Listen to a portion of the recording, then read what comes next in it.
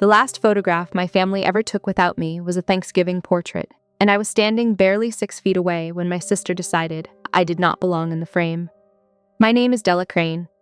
I was 36 years old, leaning on a single wooden cane, my hips still full of titanium from the truck that had nearly ended me 2 years earlier, and I watched my older sister smile at the camera the way you smile when everything has finally gone exactly the way you wanted.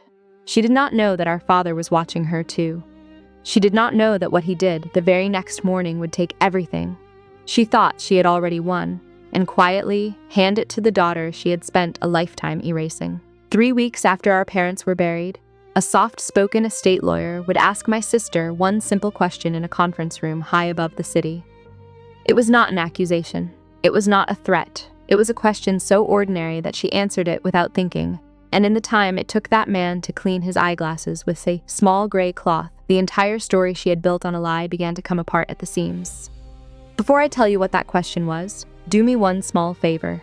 If a story about being underestimated by the people who share your blood is the kind of story you actually want to hear tonight, then settle in and stay with me to the end, because I am only going to tell this once, and the part that matters most comes last. That is the only time I will ask you for anything. Everything after this is just the truth, told the way it happened. To understand why my sister believed she could throw me out of our parents' home 3 days after the funeral, you have to go back to the morning my old life ended. 2 years before my parents died, I was an architectural conservator with my own small studio in Providence. I restored old buildings, the ones people had given up on. Stained glass that had gone dark with a century of grime. Stone facades cracked by frost and time. Chapel ceilings that had not seen their true colors since before my grandparents were born. It was quiet, patient, unglamorous work, and I loved every hour of it. I had just signed a contract to restore the rose window of a downtown library that had stood empty for a decade. Life was good. Life made sense. Then a delivery truck ran a red light while I was crossing on my bicycle, and everything I understood about my own body ended in the space of a single heartbeat I do not even remember. I woke up in a hospital with my pelvis rebuilt around metal pins and a surgeon telling me, in the careful voice they save for the worst news, that I might not walk again without help. The first operation lasted 9 hours. The recovery, they warned me, would be measured in years, not months. My apartment was a 3rd-floor walk-up with a staircase I could no longer climb. My studio had projects I could no longer manage. My savings had a bottom, and the medical bills did not care. So when my parents offered me the guest room on the ground floor of the house where I grew up, I said yes, and I hated how grateful I had to be.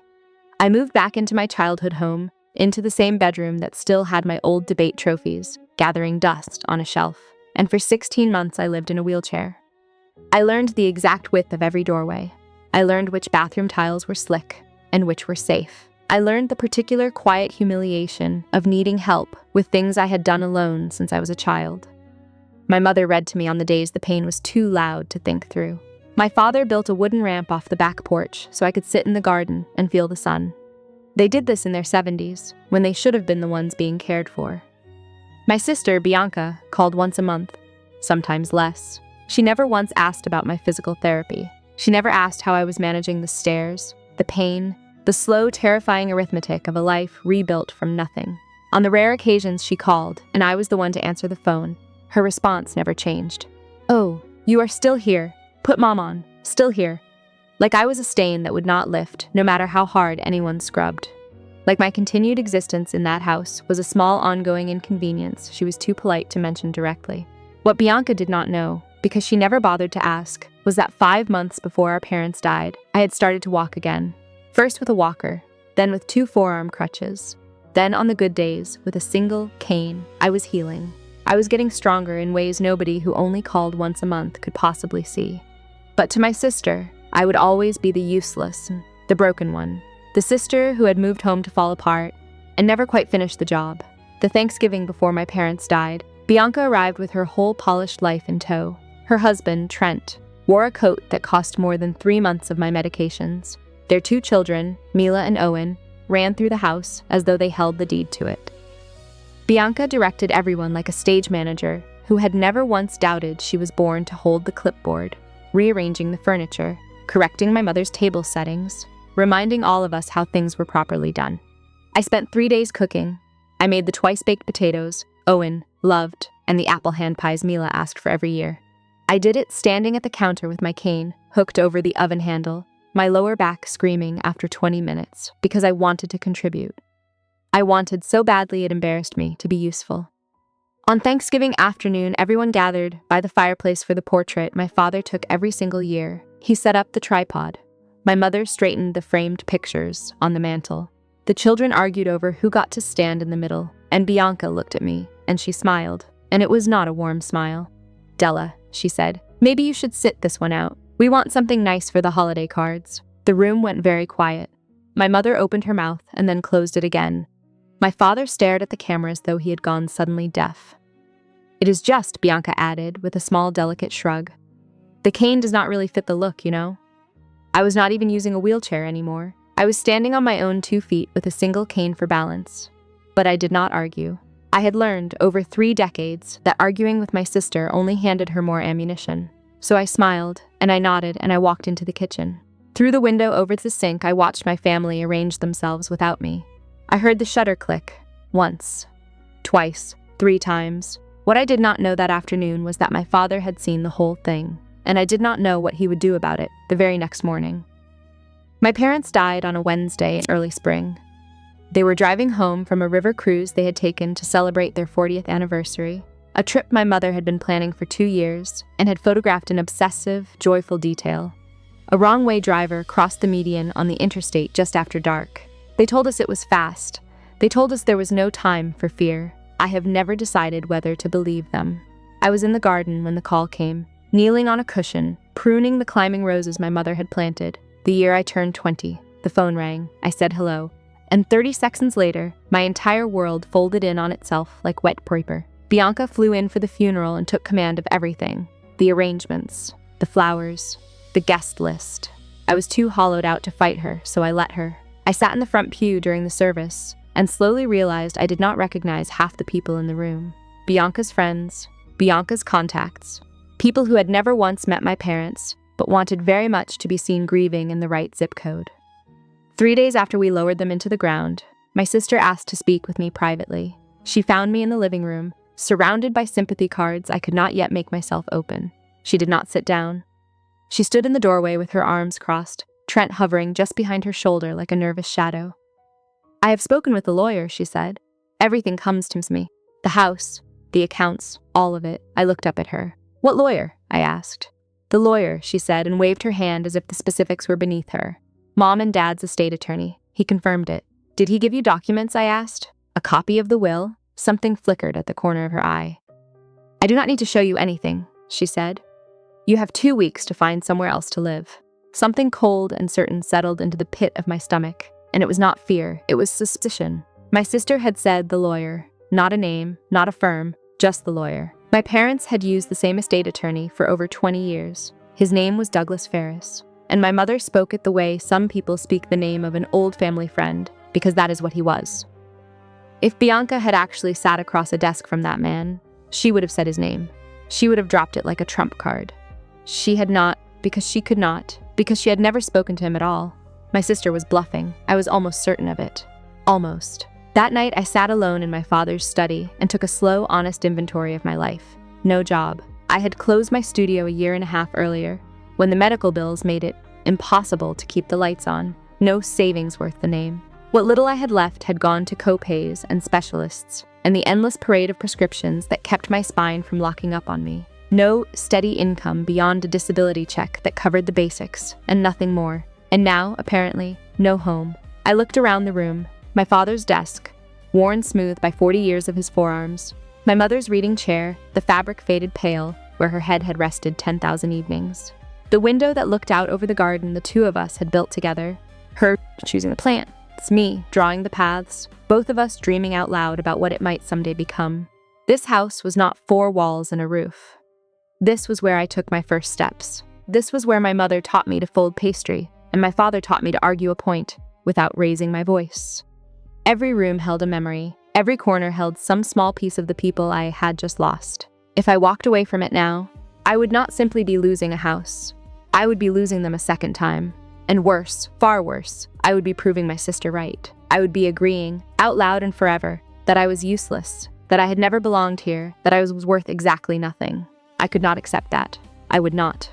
So I started opening drawers, hunting for anything, any small proof that my sister was wrong. And in the bottom drawer of my father's desk, buried beneath old tax returns and a stack of faded photographs, I found a plain business card, Douglas Ferris, estate attorney. I turned it over. On the back, in my father's careful, deliberate handwriting, were 5 words. Call him. He knows everything. My father never left notes. Not for birthdays, not for holidays. Not once in my entire life.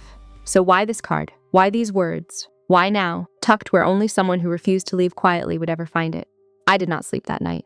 But for the first time in 3 days, I was not only grieving, I was thinking. 3 mornings later, my sister came back, and this time she did not come to talk. I was in the living room when I heard the front door slam open. I had been practicing walking without the cane, one careful lap of the rug at a time, because my physical therapist had said I was finally ready to try, and I wanted so badly to prove I could do one thing on my own. Bianca walked in, carrying a stack of flattened cardboard boxes. Trent trailed behind her with more. She dropped them at my feet, and the hollow thud of them hitting the floor echoed through the whole house. Pack your things, she said. You have until Friday. Bianca, I said. I need more time. I am still. Still what? She snapped. Still pretending to be broken? I was hit by a truck, I said. You know that, 2 years ago. She kicked one of the boxes toward me. You have milked that long enough, she said. Behind her, Trent shifted his weight and looked at the floor. Honey, he murmured, maybe we should stay out of. And then, from the kitchen doorway, I heard another voice clear its throat. It was Nadia, the home health nurse, who had cared for my parents through their last hard winter, who had happened to stop by that morning to collect a blood pressure cuff she had left behind. Beside her stood Harriet Boone, our neighbor of 40 years, who had come to drop off a casserole and a card. Both of them had walked in on the middle of it. Both of them heard exactly what came next. Bianca stepped closer to me, close enough that I could smell her perfume, something expensive and sharp that did not belong in my mother's living room. She looked at me the way you look at something spoiled that needs to be carried out to the curb. Go find somewhere else to fall apart, she said. You are useless now. You always have been. The words hung in the air like smoke. Nadia made a small, sharp sound. Harriet's hand went to her chest. My sister did not even glance at them. To her, they were furniture, unimportant, invisible. But I saw Nadia do something strange. She reached into the pocket of her cardigan, and she pulled something halfway out, and her thumb moved, quick and quiet and practiced, the way a nurse marks a chart without breaking eye contact with a frightened patient. At the time, I did not understand what she was doing. Later, I would understand exactly, and it would matter more than I could have imagined. Harriet was the first to move. She stepped forward, her 70-year-old frame gone suddenly rigid, with the kind of fury that only 40 years of friendship can produce. She had known my mother since before either of us was born. She had held me as an infant. She had watched both Crane girls grow up, and she had, very clearly, picked a side. Bianca Louise Crane, Harriet said, and her voice could have scored Slade's glass. Your mother would rise up out of the ground if she could hear you right now. My sister turned slowly, her face arranging itself into an expression of polite confusion. I am sorry, she said. Who exactly invited you into a family conversation? I have known this family for 40 years, longer than you have been alive, young lady. I was family in this house before you learned to walk. Harriet crossed the room and stood beside me, her hand closing warm and firm around my arm. Josephine loved both her daughters, she said. But she was not blind, Bianca. None of us were. Something moved across my sister's face. Uncertainty, maybe. Or just the raw annoyance of a person who is never, ever challenged. Trent reached for her elbow. B, he said quietly. Come on, we can do this later. Do not touch me, she said, and her voice climbed. Our mother left me in charge. Not her. Not some nosy neighbor who thinks she has a say. Your mother did not leave you in charge of anything, Harriet said, and her voice was very quiet now and very sure. Not yet. Went still. My sister's jaw tightened. She looked at me, and then at Harriet, and then at Nadia standing in the kitchen doorway, with her hand still in her cardigan pocket. Fine, she said at last. She grabbed Trent by the arm and pulled him toward the door. Friday, Della. I want you out by Friday. The door slammed. Harriet squeezed my arm. Do not you worry, honey, she said. This is not over. I wished with everything in me that I could believe her. The next morning, Trent came back alone. I found him standing on the porch with his hands jammed in his pockets, looking like a man who had just lost a long argument with his own reflection. When I opened the door, he flinched. Bianca does not know I am here, he said quickly. Can we talk? I let him in. We sat in the living room, him perched on the very edge of my mother's reading chair, me on the couch with my cane leaned against the armrest. He would not meet my eyes. "Look," he started, "about yesterday. Bianca is under a lot of pressure right now." "Pressure," I repeated, "to throw her disabled sister out of their dead parents' house." He winced. "It is not personal, Della. We just really need the money." I went very still. "Need it," I said. "That alone is worth." He caught himself, stopped, started over. "I mean, the estate should be settled quickly. For everyone's sake." "Trent," I said, and I leaned forward.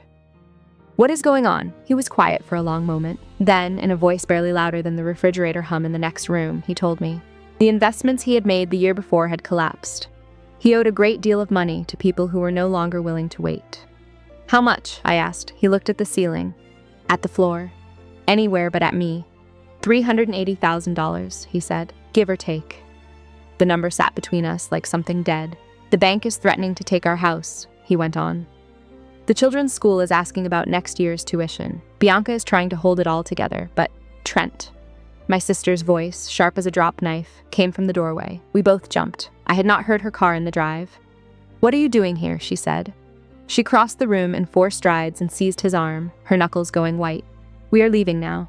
As she dragged him toward the door, Trent turned his head and mouthed something at me over his shoulder. It might have been sorry. It might have been help. I have never been sure which. Now, I know what some of you are thinking, because I asked myself the very same thing every night that week. Why did you not fight back, Della? Why did you not scream, or throw them out, or at the very least defend yourself? And here is the only honest answer I have. Sometimes the strongest thing you can do is stay quiet and let a person keep talking. Because the more certain they are that no one is keeping score, the more they show you exactly who they have always been. I was not being weak. I was waiting. There is a difference, and I had learned it the slow, expensive way. That evening I found the business card again, where I had left it on the desk. Douglas Ferris, estate attorney. In the light of the desk lamp, my father's 5 words seemed to glow. "Call him. He knows everything." I dialed the number before I could talk myself out of it. The phone rang twice, and then a voice answered, deep and unhurried, Ferris and low. "Mr. Ferris," I said, "this is Della Crane, Walter and Josephine's daughter." There was a pause, and then the voices warmed considerably. "Miss Crane," he said, "I have been waiting for your call." Something in his tone made me grip the phone tighter. "You have," I said.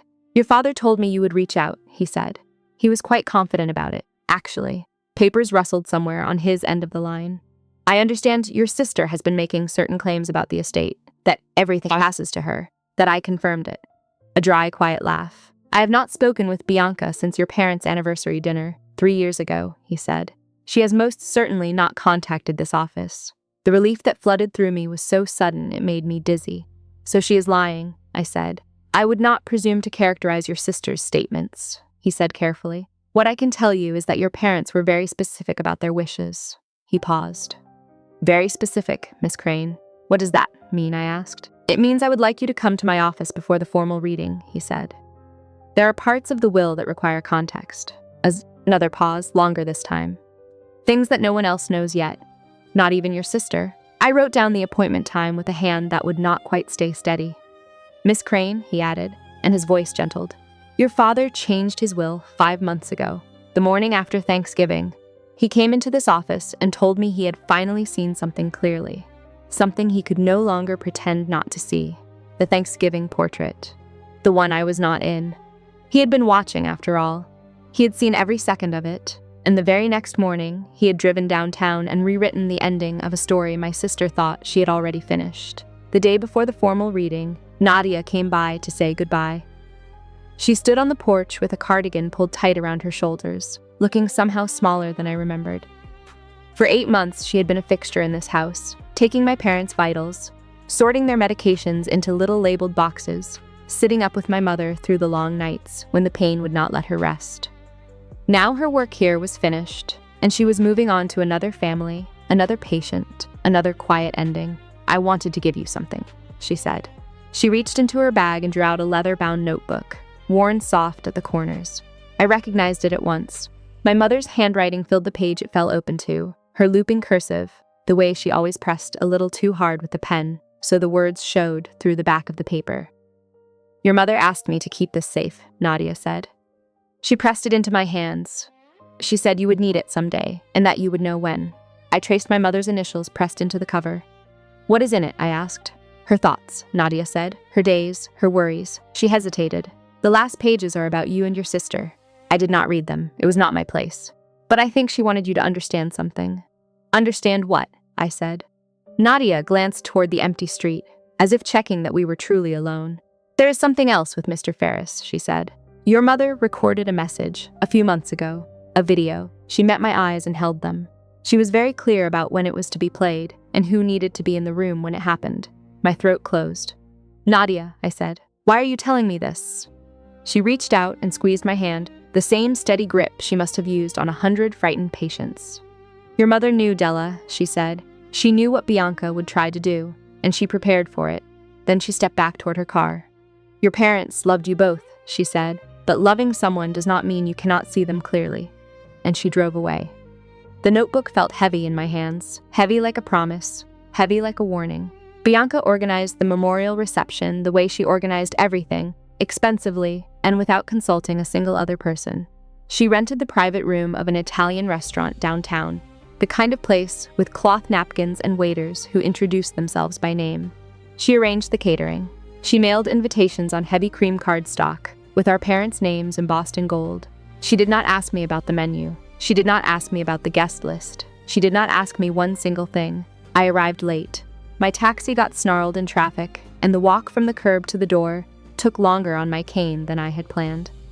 By the time I reached the private room, my sister was already standing at the head of the long table, with a glass of wine in her hand, delivering a speech to perhaps 50 people, aunts and uncles I barely knew, friends of my parents whose names I had lost to grief, Trent's business associates, Bianca's book club, a sea of faces, some genuinely mourning, most just there to be seen mourning correctly. They worked their whole lives for this family, my sister was saying, in that particular bright pitch she used whenever she wanted a room to admire her. And I promised to honor that legacy, this house, this community, everything they built. I will protect it. She said this family the way another person might say my property. I stood in the doorway, and not one person in that room turned to acknowledge me. Mom and Dad would be so proud of what we have accomplished, she went on. The Crane name will endure. I will see to it. I gripped my cane until my knuckles ached. She had not mentioned me, not once. It was as though I had already been quietly deleted from the family she was so publicly determined to protect. And then someone near the back noticed me standing in the doorway. A murmur moved through the room. Heads turned. My sister's speech faltered for just a heartbeat before she recovered with a practiced smile. Della, she said, you made it. The way she said it, as if my presence were a mild and slightly unfortunate surprise, made my skin crawl. I made my way toward an empty chair near the back, my cane tapping against the polished floor in a silence that had grown suddenly, painfully complete. Bianca. It was my Aunt Roz, my father's older sister, speaking up from the middle of the table. What about Della? Where is she going to live now? The question hung in the air. 50 pairs of eyes moved between us. My sister's smile did not so much as flicker. Della has her own plans, she said smoothly. She is transitioning. Transitioning to where? Aunt Roz pressed. Bianca gave a delicate little shrug. Wherever she can manage, she said. She has always been resourceful. A few people chuckled. Small, nervous laughs, the kind people make when they are not sure what else to do with an uncomfortable silence. But they laughed. I sat there with my cane across my knees and felt the weight of every gaze in the room. Some pitying, some judging, most just sliding away from me, embarrassed, eager to get back to the wine and the small talk. My sister glided past my chair on her way to greet someone at another table. As she passed, she leaned down close to my ear. I told you to stay home, she whispered. You are embarrassing yourself. I did not respond. I remembered what Douglas Ferris had said to me that very morning in his office when I had gone in for the private meeting he had asked for. Let her talk, he had told me, folding his hands on his desk. The more she says, now the louder the silence will be later. So I found my seat. I folded my hands in my lap, and I waited. My sister had absolutely no idea what was coming. Harriet arrived 20 minutes later, dressed in black and wearing an expression that could have curdled cream. She scanned the room until she spotted me alone at my corner table, pushing food around a plate I had no appetite for. Then her gaze slid to my sister, holding court by the bar, laughing at something one of Trent's associates had said.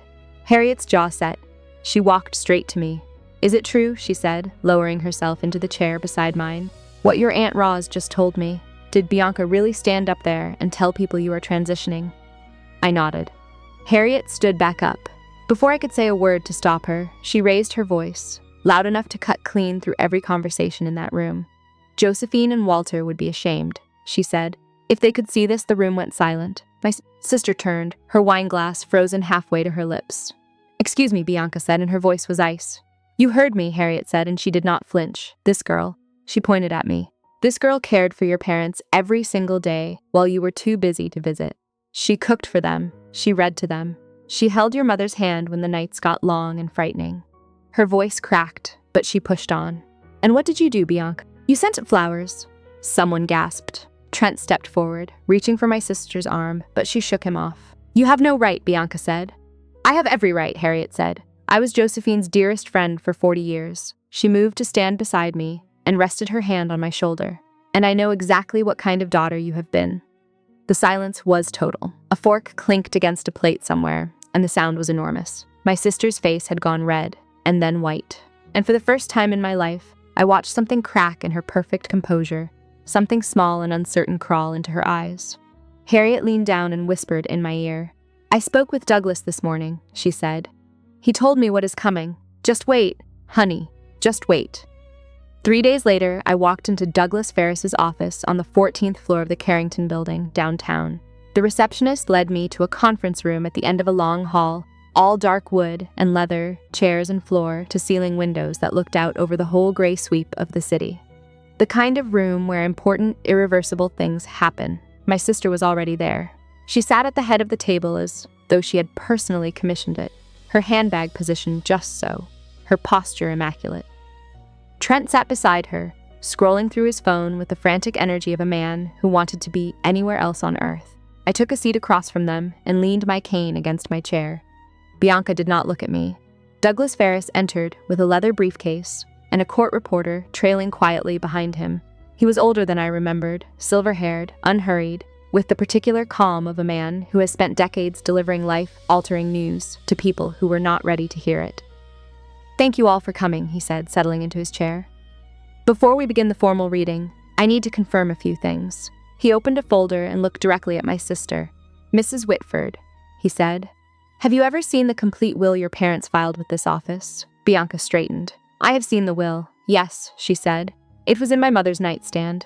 The document in the nightstand, Douglas said, and he nodded slowly. Can you describe it for me? 4 pages, she said, standard legal language. Everything left to me as the eldest daughter. Douglas removed his eyeglasses and began to clean them with a small gray cloth. The gesture was slow, almost gentle, entirely without hurry. Mrs. Whitford, he said quietly, have you ever seen the complete will, or only the summary draft your mother kept in her nightstand as a reference copy? And there it was. The one quiet question. The whole room seemed to lean in around it. My sister's hand tightened on her handbag. For the first time all morning, her smile disappeared entirely. What are you talking about? She said, and there was an edge in her voice now, a thin wire of panic beginning to show. A summary. That was the will. Douglas set his glasses back on his nose. Then he opened his briefcase and withdrew a thick document bound in blue legal backing. He laid it on the table in the space between us. This is your parents' last will and testament, he said. 31 pages, executed 5 months ago in this office, witnessed by 2 of my associates, notarized, and filed with the probate court that same afternoon. Bianca leaned forward. That is impossible, she said. I saw the will. It was dated years ago, it said. What you saw, Mrs. Whitford, was a preliminary draft, Douglas said. Your parents kept it in their nightstand as a reference, but they revised their estate plan very substantially before they died.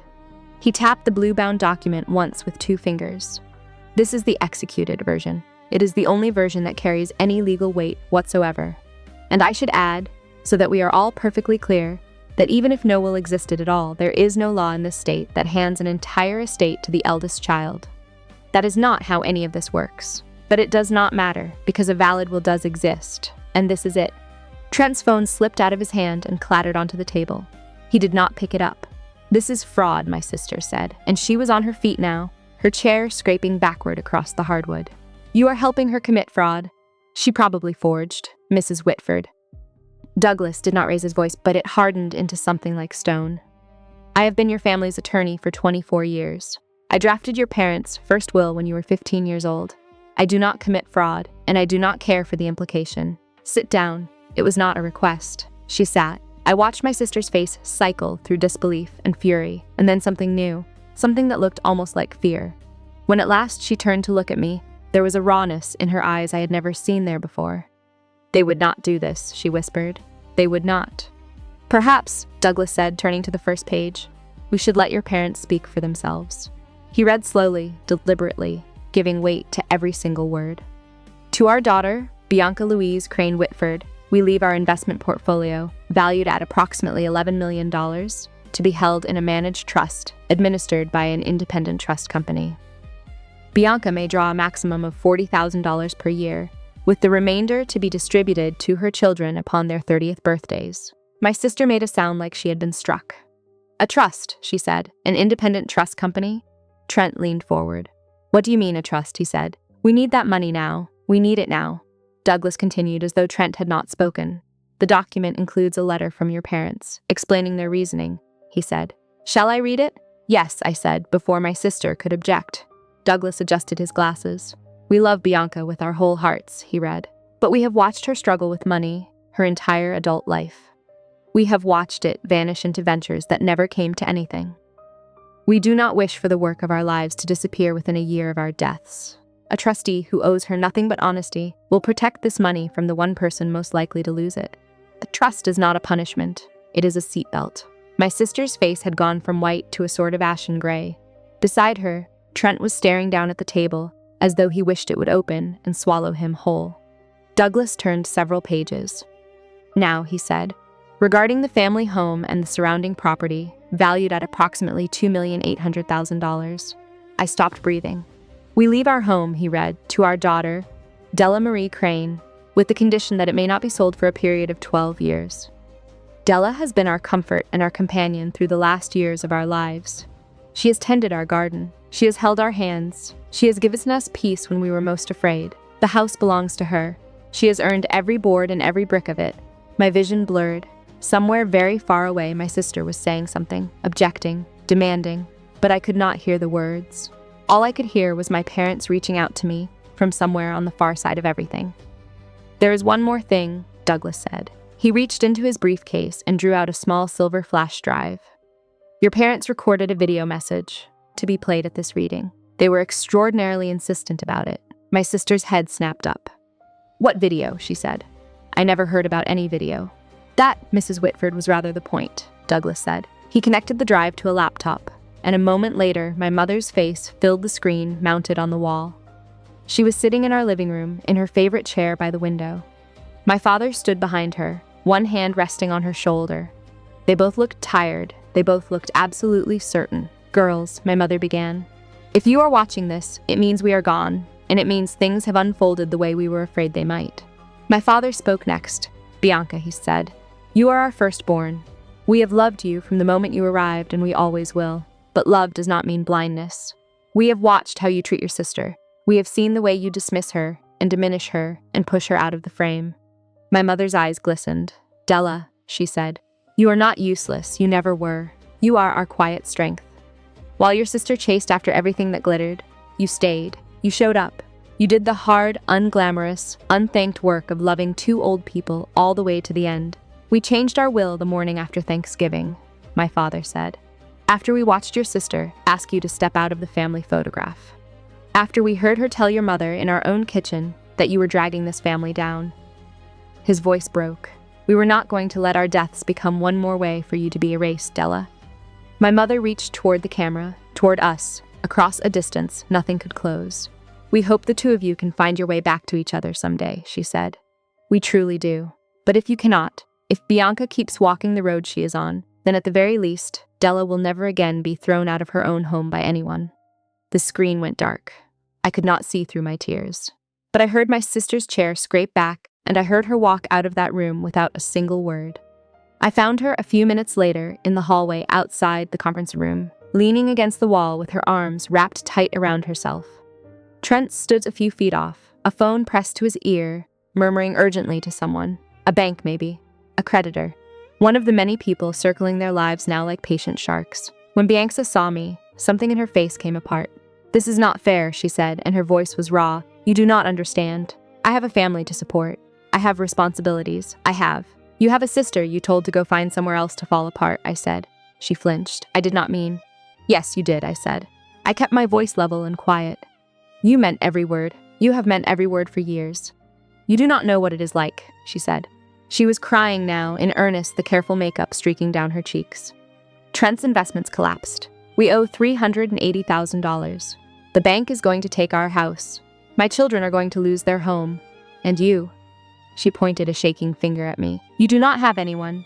You do not have children. You do not need the money. I let her words hang in the air a moment before I answered. You are right, I said quietly. I do not have children. I do not have a husband. I do not have any of the things you have always believed make a person worth something. I took one step closer to her, but I also never spent years treating my own sister like garbage. I never stood in our parents' living room 3 days after we buried them and told my sister to go somewhere else, to fall apart. Her shoulders shook. For just a moment, she looked like the girl I remembered from when we were small, lost and frightened and in over her head. And then I remembered every year she had spent making me feel like I did not deserve the space I occupied. And I remembered that compassion, real compassion, is allowed to have limits. I could have destroyed her in that hallway. I could have recited every cruel remark, every dismissive glance, every single time she had me feel like an apology the family kept having to make. I could have told her exactly what I thought of her perfect house, and her perfect photographs, and her perfectly maintained lies. But that is not who I am. That is not who our parents raised me to be. So instead, I leaned on my cane and I spoke calmly. You told me to go find somewhere else to fall apart, I said. I did not fall apart. I found somewhere to stand. I paused. It is called home. Her breath caught. I am not going to gloat, Bianca, I said. That has never been who I am, but I am going to set a boundary, and I need you to hear it. I met her eyes and I did not look away. You will never speak to me the way you did in that living room again. Not ever. Not in private. Not in public, not in front of your children. I am finished being the thing this family apologizes for. She stared at me as though she were seeing me for the very first time. And I have a proposal, I went on. The trust gives you $40,000 a year. That is not nothing, but I know it will not fix what is coming for you. I took a slow breath because what I was about to say surprised even me. I am willing to lend you what you need to pay off the bank. No interest, reasonable terms. Enough to keep your house and keep your children in their school. Her mouth opened, then closed. But there is one condition, I said, and I held up my hand. You apologize. Publicly. At a family dinner, in front of every single person who was at that memorial reception. You tell them exactly what you said to me, and you tell them you were wrong. The hallway went very still. Trent had stopped his call. He was staring at me as if I had grown a second head. Bianca wiped at her eyes, and if I will not, she said. Then you figure it out alone, I said. Your choice. She did not answer. She looked at Trent. Trent looked at the floor. Then she gathered up what remained of her composure, picked up her handbag, and walked to the elevator. Trent followed without a back glance. The doors slid shut behind them, and I was alone in the hallway. Douglas Ferris appeared beside me a moment later and rested a gentle hand on my elbow. Miss Crane, he said, we still have paperwork to finish. I followed him back into the conference room. The court reporter had gone. The screen was dark. It was only the two of us now, and the enormous weight of everything that had just happened. He slid documents across the table to me, deeds and account transfers and signature pages, and I signed where he pointed, my hand trembling just slightly. Your parents were proud of you, he said as I signed the last page. They told me so, many times, your mother especially. He took off his glasses and rubbed at his eyes. She told me you were the only thing that made those last months bearable. I could not speak. She also asked me to give you this, he said.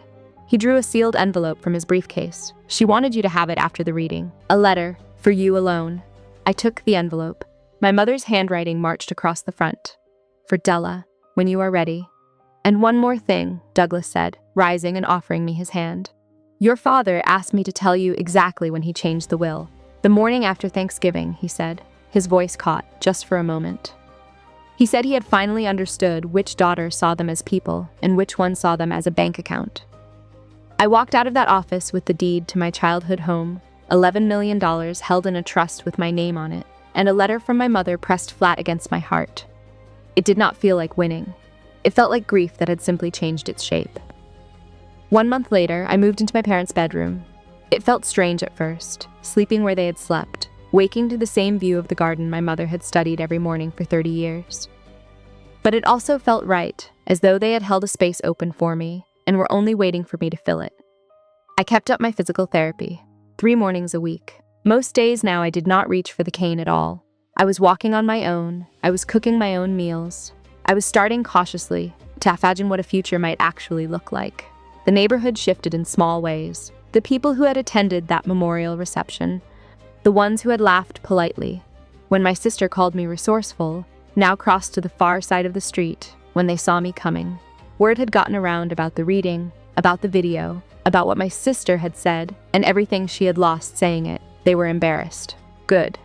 Bianca and Trent sold their house for $590,000. After the debts were paid, they had barely enough left for the deposit on a 2-bedroom apartment in a town 40 minutes away. Trent was let go from his firm when the extent of his failed investments came to light, something about unreported losses and a great many angry clients. He was working at a regional bank now for a fraction of what he used to make. Their children transferred from private school to public. My sister told people it was because the public school had a stronger arts program. Nobody believed her. She called me once, about 3 weeks after the reading. "Is your offer still open?" she asked. Her voice was flat and exhausted. "Yes," I said. "I am not ready to apologize yet," she said. I was quiet for a moment. "Then I am not ready to write a check," I said. The line went dead, but she had called. That was something. It was not forgiveness. It was not even close. But it might have been the very first brick of accountability. 2 months after the reading, I finally opened my mother's notebook. I had been carrying it with me since the day Nadia pressed it into my hands, keeping it on my nightstand, sometimes falling asleep with my palm flat against the cover. But I had not been able to read it. The thought of hearing my mother's voice again, even in ink, felt like reopening a wound I was not certain I could close a second time. But that night, sitting in her garden under a sky thick with stars, I was ready. The early entries were ordinary. Grocery lists, doctor's appointments, notes about the weather and which of her plants had begun to bloom. My mother had always been a practical woman, even in her most private thoughts, and then I reached the last pages. "I love my eldest daughter," she had written, "but I fear for her. She chases something she can never quite catch. Approval, status, the appearance of a perfect life. I hope she finds peace one day. I hope she learns that what she already has is enough." And then, a page later, about me. "Della does not know how much she saved us when she moved home after the accident. I believed I was taking care of her, but the truth is, she was taking care of us. Simply by being here, making breakfast, reading to me on the bad afternoons, sitting with Walter in the garden until the light went. She rescued us from a loneliness I had not even let myself admit we were drowning in." The final entry was dated 3 weeks before the crash. "Della is my mirror," my mother had written, "patient, quiet, strong in all the ways nobody notices until it is far too late." I should have told her more often. I should have said the words out loud instead of hiding them in this notebook. So if you are reading this, my girl, then hear it now. You were never useless. You were never the one we had to make excuses for. You were, all along, the very best of us. I closed the notebook and looked up at the stars. The tears came, but they were a different kind this time. They were not grief. They were something closer to release. 6 months after my parents died, I went back to work. Part-time at first, consulting for a small restoration studio in the city. Modest projects, nothing too demanding, but it felt so good to use my hands again, to coax something beautiful back out of something everyone else had written off. My first real project was the garden behind my parents' house. My mother had planted roses and hydrangeas, and a small vegetable patch that had gone gloriously wild in the months since anyone had been able to tend it. I redesigned the whole thing. I kept her roses, I added new stone paths, and I built a small bench at the center where I could sit and remember. It was the first thing I had created with my own 2 hands since the accident. It would not win any awards, but it was mine. It was home. My sister sent a letter 4 months after the reading. Not a phone call, not a visit, a letter. "I have been thinking about what you said," she wrote. "About what I said, about all of it. I am not ready to stand up in front of everyone and apologize. I do not know if I will ever be ready. But I want you to know that I am trying to understand how I became the kind of person who could say those words to her own sister. And I am sorry. Even if I cannot yet say it out loud where anyone can hear me. I am sorry. I read that letter 3 times. Then I placed it in the top drawer of my father's desk, beside our mother's notebook and the business card with his 5 words on the back. It was not the apology I had asked for. It was not public. It was not the accountability I had set as my price, but it was something. It was a person beginning, very late, to look honestly as herself. We were not close after that. We probably never will be. But we can now be in the same room without pretending the other one does not exist. We can exchange birthday cards. We can, maybe, someday, build something new and small and honest out of the wreckage of the old. For years, whenever my sister called and I happened to answer, she would sigh into the phone and say, "Oh, you are still here," as if I were something the family had simply failed to throw away. Still here. She said it so many times I had almost started to believe it was an accusation. But here is what I understand now. Sitting on the bench in my mother's garden, in the house my parents left to me on purpose, with metal in my hip and my own 2 feet under me and no cane in sight. Still here was never the insult she thought it was. Still here is the whole victory. I stayed when it was hard. I showed up when it cost me something. I loved 2 people all the way to the end and asked for nothing in return. And in the end, they saw me. They saw me clearly, and they made sure the world would have to see me too. My name is Della Crane. I was told I was useless. I was told to go find somewhere else to fall apart. Instead, I found somewhere to stand, and it turned out I had been standing there the whole time. Here is the one thing I want you to carry out of this story and into your own life. Your worth was never up for a vote. It is not decided by the people who overlook you, or dismiss you, or leave you out of the photograph. It is decided by who you are when no one is keeping score, and it is yours whether anyone else ever admits it or not.